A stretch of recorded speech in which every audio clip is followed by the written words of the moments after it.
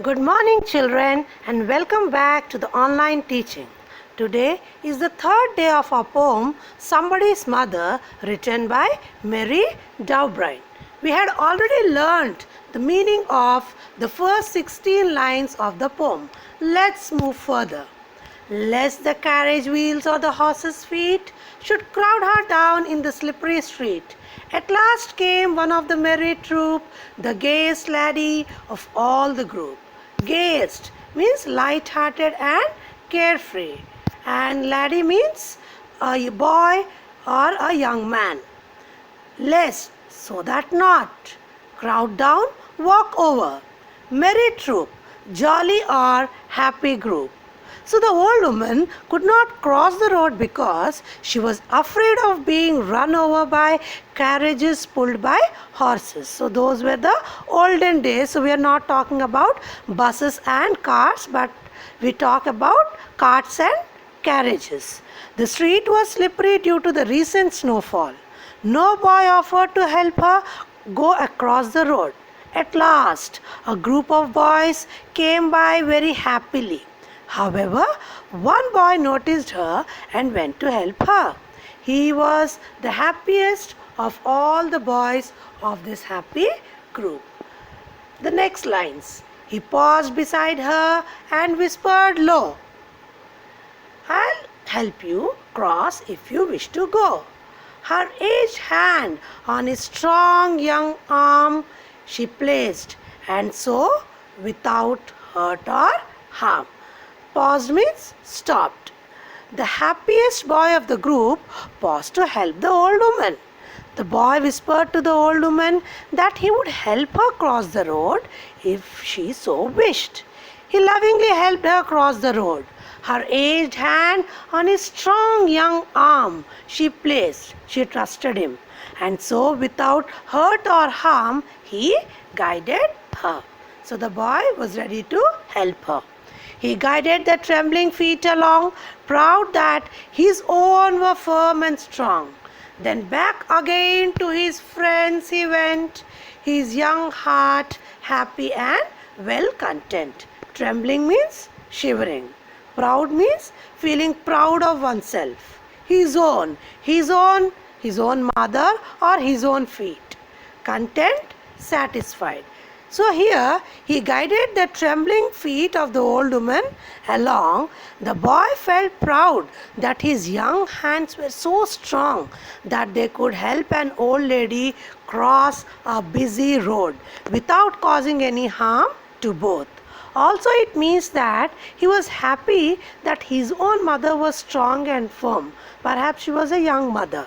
After helping the woman cross the road, the boy went back to his cheerful friends. He was happy and satisfied as he helped the old woman. The next lines. She is somebody's mother, boys, you know. For all she is aged and poor and slow. And I hope some fellow will lend a hand to help my mother, you understand? If ever she is poor and old and grey, and her own dear boy is far away. Lend a hand means help in a difficult time.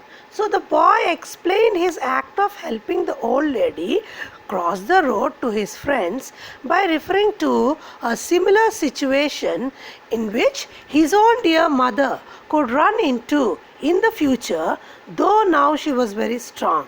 He said that his mother would be helped by some kind heart sometime in the future when she travelled alone, tired and aged, and in a similar situation when he might be far away from her. So the boy was a very sensitive child.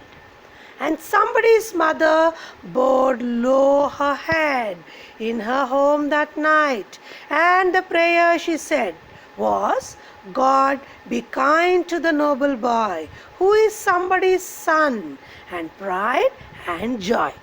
Bowed low her head means sat to pray. Pride means feeling proud. So the old lady went back home after being helped by the boy, and she prayed for the boy who helped her cross the road. She refers to him as somebody's son, somebody's pride and joy. She prayed to God to be kind with him. The boy felt very contented after helping the old woman. The boy who helped the old lady cross the road was different from the other boys. He was one of the most cheerful one, yet he was so kind that he drifted away from his group and found time to help a strange aged woman to cross the road. The great quality of seeing his own mother in an old lady, the quality to suffer the jeering of his friends, places him on top of all the other boys. So children, with this we come to the understanding of the poem. So as we have understood all the stanzas of this poem, let's look into some important points. This poem has 9 stanzas and each stanza has got 4 lines each. So such stanza with 4 lines each is called as a quatrain, except the 8th stanza which has got 6 lines, and a poem with every stanza with 6 lines is called as a sestet.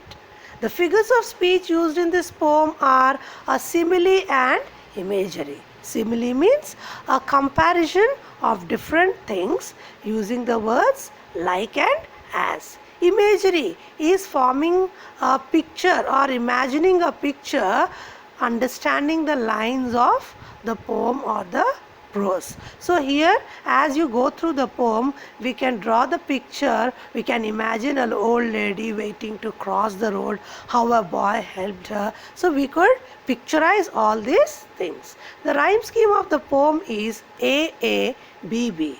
Look at the rhyming words from the first stanza. Gray and day. These both rhyme, and so I have given them the alphabet A. Snow and slow. They both rhyme with each other, so I have given them the alphabet P. As they don't rhyme with the first 2 alphabets, therefore it is a different alphabet that I have given. So this rhyme scheme A, B, B tells us that the first and the second line rhyme with each other, the third and the fourth line rhyme with each other, and that every stanza has got 4 lines. The setting of the poem is a busy street and the poet is Mary Dowbright.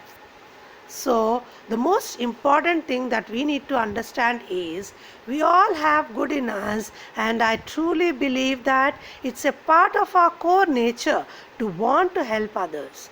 In this fast-paced society where we all have more things on our to-do list than time in the day, I think the charitable part of us is easily buried beneath the heavy burdens and expectations in our daily lives. But sometimes we just need a nudge or reminder that we have the ability to make a positive difference, big or small, in the lives of others. And this poem, Somebody's Mother, provides us that reminder that we all need to have the values of kindness and sympathy. So children, as we come to an end of this video, I would remind you all that you need to complete the question answers in the classwork.